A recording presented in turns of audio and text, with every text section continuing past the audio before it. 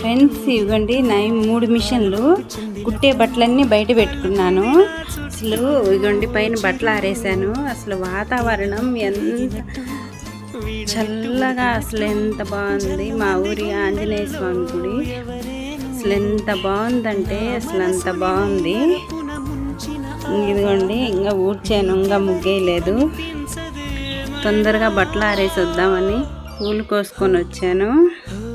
ఉడత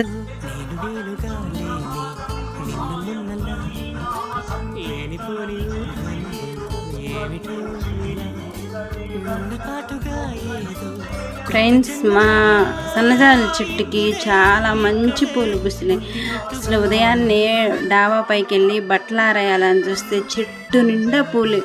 అసలు ఇంకా చూడంగానే మనసు ఆగలేదు, తొందరగా కోసేయాలనిపించేసి అన్నిటినీ కోసేసాను. అసలు ఎంత